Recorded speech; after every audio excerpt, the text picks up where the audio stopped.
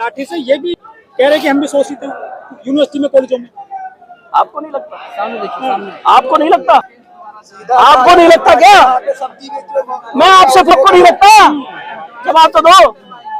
लगता नहीं है शोषित है? जो 10% है 90% नौकरियां मिल रही हैं और जो 7% है उसे 5% भी नहीं है। बात समझ आ रही है?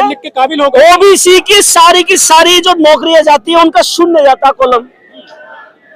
60% समाज भारत का नालायक है क्या? बुद्धिहीन है क्या? अनपढ़ है क्या सारा ओबीसी? उन्हें नौकरी में अरे 100 नौकरी निकल ली, उनकी एक नौकरी नहीं होती, जीरो जाता है। एनएफएस होता है। क्यों होता है? वही तो पूछ रहा हूं मैं। Not found suitable. अच्छा, यहाँ करा लो खड़े खड़े एग्जाम। मैं जंतर मंतर पे खड़ा हूँ, यहाँ पे खड़े खड़े एग्जाम करा लो। यहाँ से 100 लोगों को पास करा कर दिखा दूंगा तुम्हें। Not for suitable. ये सब मनगढ़ंत कहानियां हैं। भी नहीं है। अरे द्रोणाचार्य का बाप जिंदा है अभी, सिस्टम में तो वही बैठे हैं। देखिए ये सिस्टम जब राजशाही थी तो उतना मजबूत नहीं था, लेकिन लोकतंत्र में सबसे ज्यादा मजबूत ये हुआ क्योंकि आईएएस आईपीएस आईआरएस जितने भी और प्रधानमंत्री के जो पीएम ऑफिस है उसमें 99% मांग उठने लगी है कि इंटरव्यू खत्म होना चाहिए। बिल्कुल होना चाहिए, बिल्कुल। वही तो हमारे बच्चों का अंगूठा काटा जा रहा है, वही तो सारा खेल किया जा रहा है।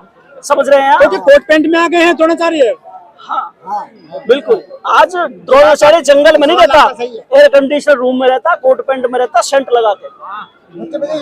समझ रहे हैं आप? लेकिन प्राइवेट कॉलेज हो गए, प्राइवेट यूनिवर्सिटी हो गई, कहाँ तक लड़ पाओगे? प्राइवेट यूनिवर्सिटी प्राइवेट कॉलेज इसीलिए तो लाए गए ताकि ओबीसी और एससी को रोका जा सके, मनमर्जी चलाई जा सके। और जैसे ही ये थोड़ा सा अपनी आंख दिखाए या हमें डराने की कोशिश करे तो उन्हें धमकी दे, जैसे गाजियाबाद में हुआ था एक लॉ कॉलेज में। और सुन साले, जिंदगी खराब कर दूंगा अगर तुम्हारा दिमाग खराब कर दूंगा। सर आप गाली दे रहे हैं। मैं नहीं दे रहा, उस कॉलेज के मालिक ने गाली दी थी लड़के को, स्टूडेंट को। उस स्टूडेंट को गाली दी थी कि तेरी जिंदगी खराब कर दूंगा चमार के।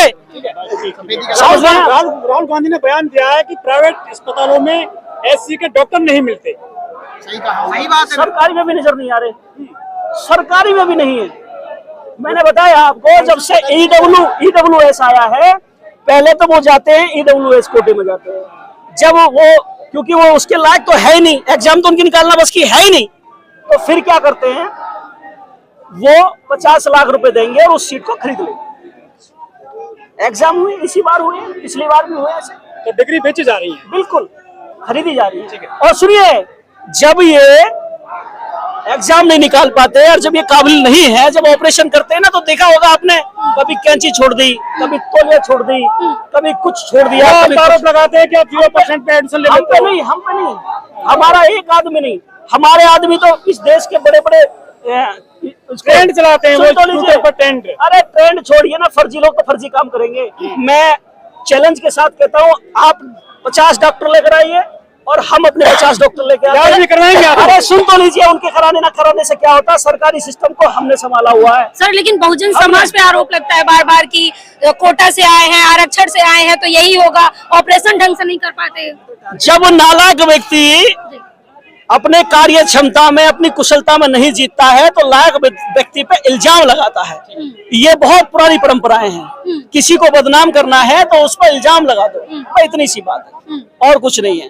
वरना इस देश को जितने सुचारू रूप से हमने लीडर होकर चलाया है, जितने अच्छे नेतृत्व होकर हमने इस देश का संविधान बनाया है, जितना अच्छा लीडर होकर हमने काशीराम की तरह 85% समाज को जोड़ा है, जितने अच्छे लीडर होकर हमने KR नारायण साहब की तरह राष्ट्रपति का शासन चलाया है, ऐसा कोई पद या ऐसा कोई फील्ड है जिसमें हमारी कुशलता ना रही हो। सर अब समाज एकजुट रहा कहाँ? 85% है कहाँ? अब काशीराम नहीं है, मुकेश गौतम तो है, स्वयं प्रसाद मौर्य जी तो है। ये सही कह रही है, 85% कहाँ सांसद है आपके? ये इनका कहने मतलब मैं समझ रहा हूँ, सांसद 85% मैं 85% सांसद होने चाहिए। अरे रुक जाओ मैडम, जब 85% सांसद हमारे होने चाहिए, यानी कि